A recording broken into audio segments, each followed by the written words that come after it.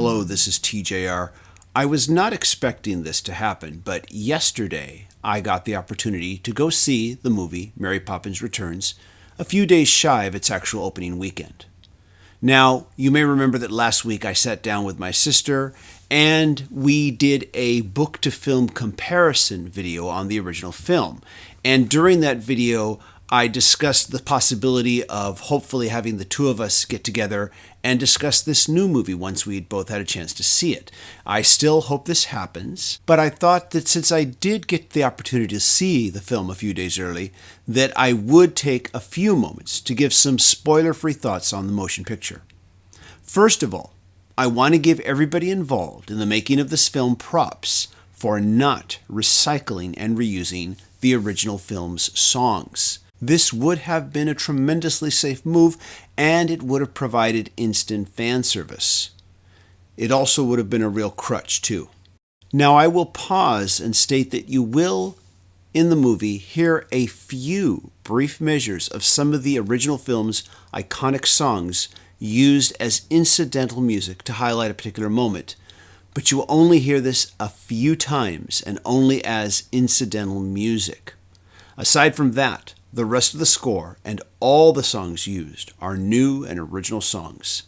As for these new songs, well, I've only heard them once so far, and I can honestly say that the new songs in this film are really good songs, and they don't need the older songs to prop them up. Now, as to whether these new songs will become as iconic as the songs in the original film, it's too soon. There hasn't been enough time. Movie critics and music critics do not get to decide this, even though they may try to.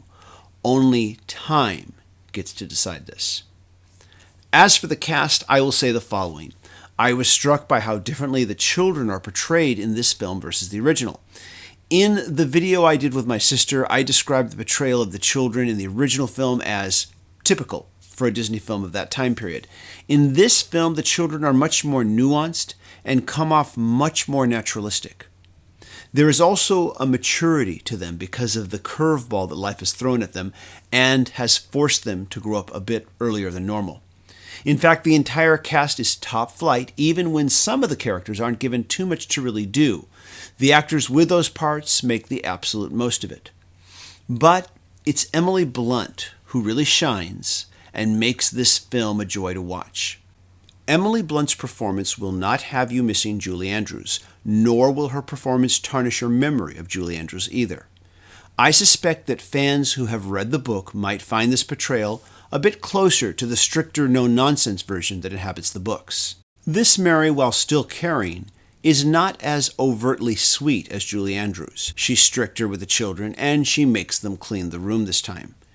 She also has an air of upper-crust haughtiness to her that is clearly just an act that the character enjoys putting on because it amuses her to do so. Emily Blunt also infuses a slight bit of sexual coyness to her version of the character as well, and I stress the word slight. She is definitely fun to watch, and she is clearly having a lot of fun chewing up the scenery. Another difference between this film and the original is the appearance of a real on-screen villain. In the original film, while the bank did cause Mr. Banks some difficulty and upset, there was no real one single character that you could point at as the villain. I'm not going to say who the villain is because of spoilers, but trust me, you will see it coming from a mile off. The fact that this character is played so ham-fisted is one of the movie's weak points. And I don't blame the actor playing this part. He's doing the best he can with what he's been given. I blame the writing. When I saw the first trailer for this movie, I was intrigued by the possibilities. But when I saw the second trailer, I became a bit more trepidatious. The plot points revealed in the second trailer made it feel as though this film would basically be retelling the same story as the first, which is something that I'd rather not see. Earlier, I mentioned that the film plays almost no fan service to the original musically.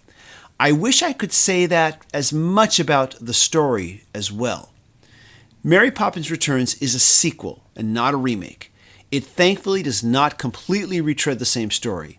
Instead, it takes some of the original film's themes and recontextualizes them, adding just enough new elements to keep it from being a complete retread. But the film does oftentimes play safe by making sure they hit a lot of the same beats as the original. This film has its own version of the chalk painting scene, only this time it's on a china bowl painting.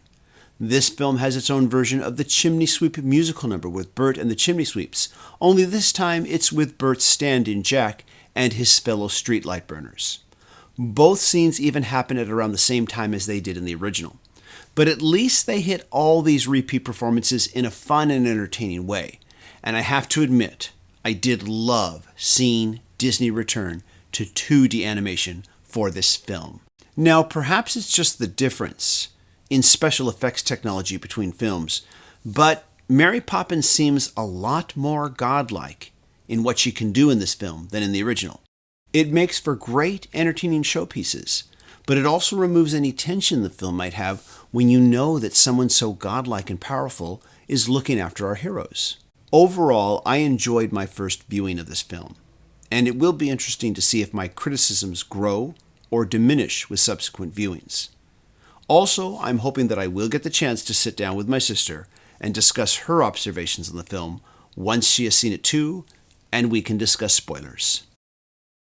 This is TJR. Have you seen the film? Please let me know what you think.